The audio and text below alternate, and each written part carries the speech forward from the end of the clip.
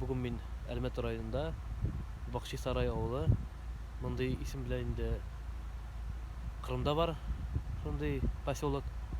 Şuna göre indi şuşa isimi de cisimi tapşırının şuşa çıkarılışı elik olduğunda olacak. Buna Berlin degen. Bugün de Bişmunça avlı Sovetine kiremen hazır.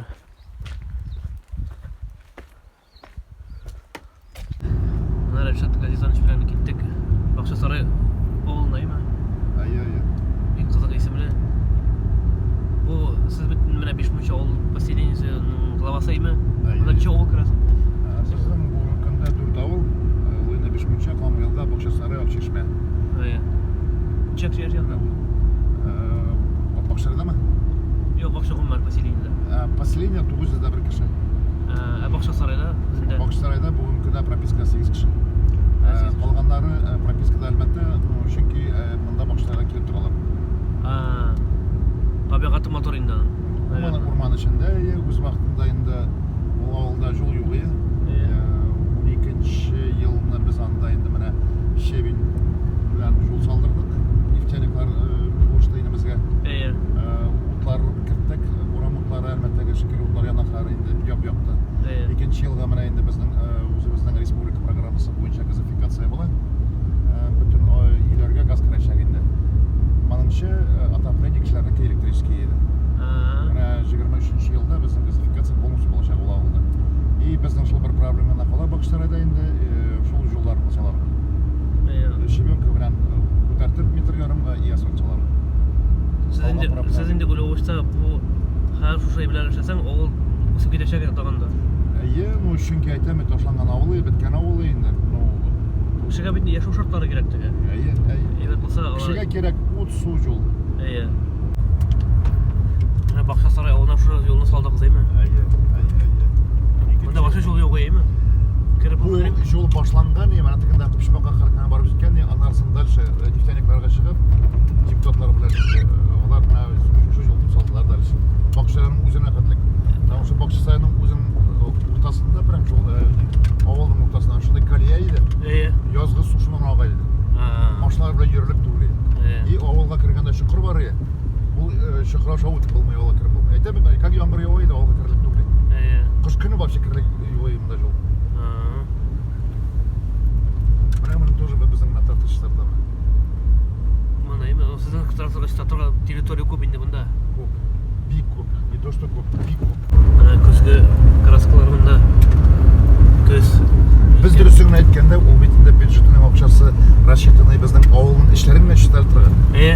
Bu жолдар bizге кірмей алады, не оформлены. Не нефтяниклар мына түгел, не неге түгел. Барыбір біз işletabыз, енді кішкене бетінде жолсыз қалдырып болмайды. Шойында, Мини-мясная порода. Мини-мясо, она так и называется. Вот им уже почти 4 месяца, вот они вот такие. Сколько штук здесь у вас? Ну сейчас осталось 160, что ли. Ну, а так в среднем вы... Такие чистенькие, да, баш? Но они же здесь, я же их сейчас не выпускаю, они же с улицы уже А ушли. если как вода не замерзает? Вон, видишь. Вода? Да. Ну, у меня здесь двойной поликарбонат, во-первых. Вот, видишь, они сами. У меня таких кур было, вот, грубо говоря, вот это верхние, они сидят цыплята. Нижние уже куры взрослые, это уже вообще взрослые племенные. Получается, здесь разного возраста. Ну, у вас, получается, вот это все забито было курицей, да?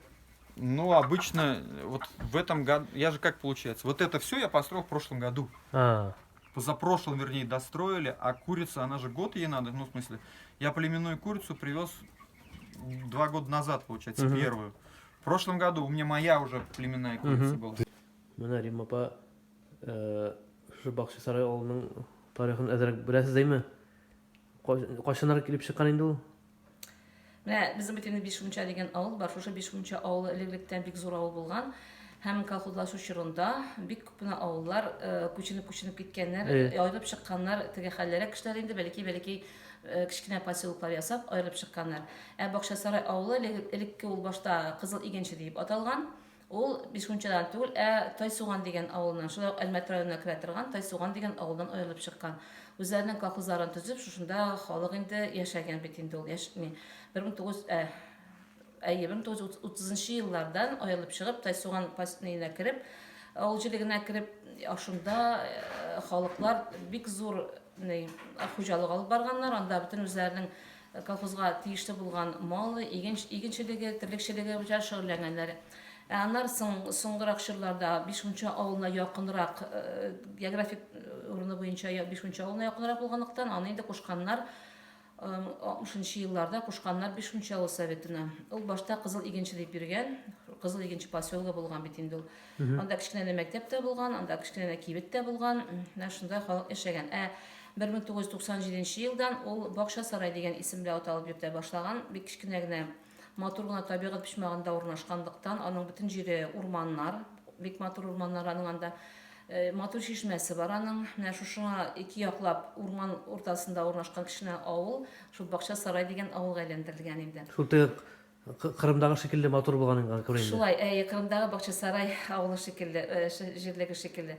Бик матур авыл, бүген көндә халыкка кичкенә битеп киткән булса да, менә 1960 елларда безнең 5-нче авыл җирлегенә кергән авыллар бөтенсе Зей дигән колхозга кушылганнар. Шул вакытта Зей колхозындагы 5-нче бригадасындагы кичкенә авылларга игътибар беткәнлектән бу авыл бетә башлаган иде. Анда инде менә 3-4 кенә хуҗалык калган булган. Шул әби бабайларны яшәп килделәр.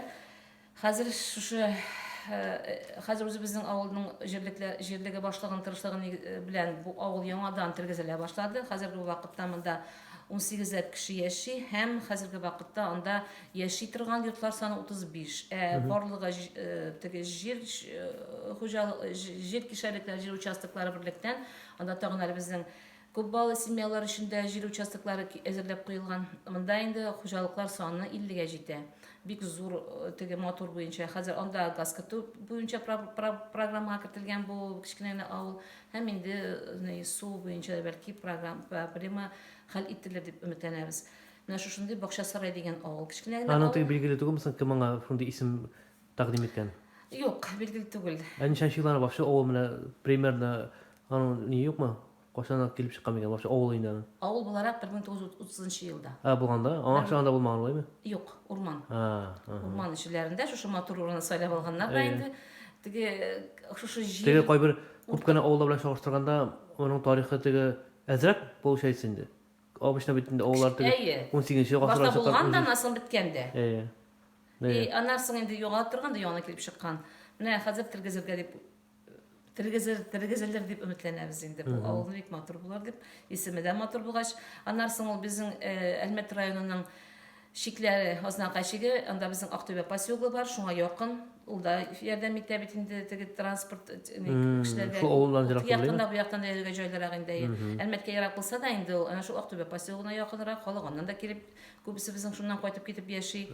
Шуңа күрә алар яратып кайталар инде. Бик матур поселок булган күрә үзләренең авылларын ташламыйлар, өмәләрне үткәрәләр, зиратларны карыйлар, агачлар утыртабыз, менә эш бара.